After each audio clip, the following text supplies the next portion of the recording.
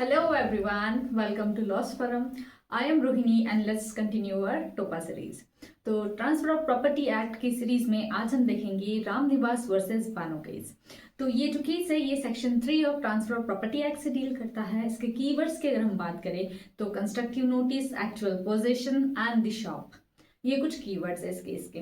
तो स्टार्ट करते हैं फैक्ट के साथ। अब देखिए यहाँ पे जो प्लेंटिफ होता है, जो राम निवास है, वो क्या होता है, he took a shop on a rent from the defendant. तो यहाँ पे बानो से जो है वो रेंट पे किसने लिया, राम निवास ने क्या किया, रेंट पे एक शॉप लिया। उसके बाद subsequently enter into the contract for the purchase. तो अब राम ने क्या है, कॉन्ट्रैक्ट किया बानो के साथ कि भाई मैं क्या है इसको खरीदूंगा करके, I'll purchase this shop then for a consideration and he paid a part of the consideration on the date of the agreement। तो जो अग्रीमेंट था, जिस दिन अग्रीमेंट हुआ, तो उस पे उसने जो है हाफ जो है कंसिडरेशन वो पे कर दी।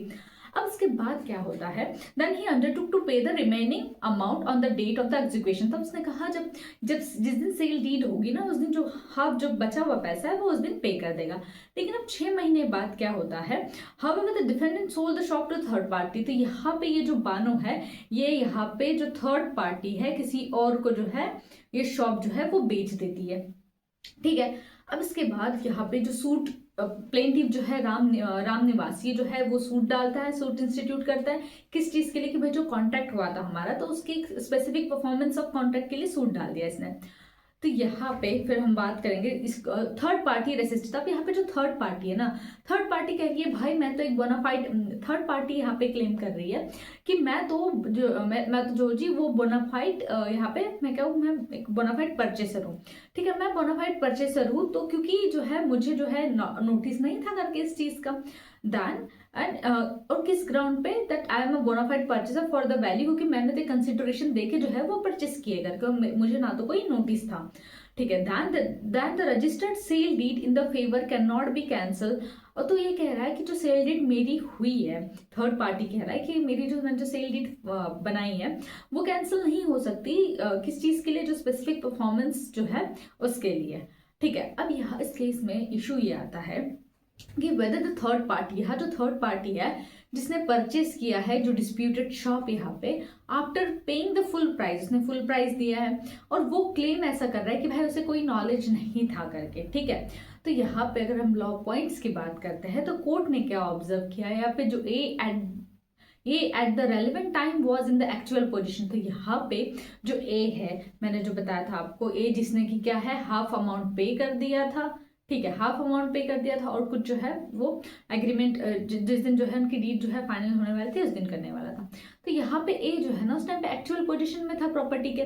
सो यहाँ पे जो सी है, that should have made an inquiry from A. तो यहाँ पे जो थर्ड पार्टी है, तो थर्ड पार्टी ने खरीदने से पहले जब एक्चुअल पोजेशन इसके पास है तो इनको इंक्वायरी करनी चाहिए थी, जो कि इन्होंने यहाँ पे नहीं की। और ये जो वर्ड है नोटिस सेक्शन 3 में यूज किया है, इसको वाइडर इंपोर्ट किया, बहुत नैरो सेंस में इसकी रीडिंग नहीं की गई है। तो ये जो वर्ड है knowledge, a person may have an actual knowledge of the fact but he may have a notice of it having regard to definition. और ये जो है सेक्शन 3 और यहाँ पे एक्सप्लेनेशन 2 को हम ध्यान में रखते हुए, अगर किसी थर्ड पार्टी को, यहाँ पे third party have relied upon the assertion of the vendor that is a defendant, यहाँ पे on their own knowledge and abstain from making inquiry into the real nature of possession of the tenant, they cannot escape। मतलब यहाँ पे भाई एक तो जो है यहाँ पे आपकी ड्यूटी थी इंक्वायरी करने की, आपने नहीं किया, तो अभी आप जो है वो स्केप नहीं कर सकते ये चीज बोल के कि I do not have the notice of that, right. So आप जो है कॉन्सिक्वेंसेस से जो है वो एस्केप नहीं कर सकते। इसके लिए आपको section explanation 2 of section 3 of transfer of property act की रीडिंग करोगे तो उसमें इसका क्रक्स मिल जाएगा। अब जजमेंट की बात करते हैं तो कोर्ट ने कहा, सुप्रीम कोर्ट ने, कि if a person is purchasing property, अगर कोई लेट्स से अगर मैं भी कोई प्रॉपर्टी खरीद रही हूँ एंड आई नो दैट कि यहाँ पे जो टेनेंट जो अभी जिसके पोजीशन में है वो, ठीक है, टेनेंट जहाँ रह रहा है प्रॉपर्टी का, तो मेरी क्या ड्यूटी होगी कि मैं इंक्वायर करूंगी about the term of that position, कि भाई आप रह रहे हो, कब तक आपका कॉन्ट्रैक्ट है, ब्ला ब्ला, ये सारी चीजें मैं पूछूंगी। Then in the light of this about discussion, तो कोर्ट ने कहा जो परचेसर है, जो खरीद रहा है उस प्रॉपर्टी को, will be deem to have a notice and third party right over the property thus was subordinate to the plaintiff right. तो यहाँ पे जो है प्लेंटिफ का जो राइट है वो ज्यादा होगा करके।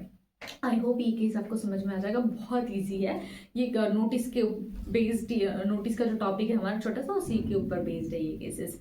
Thank you so much.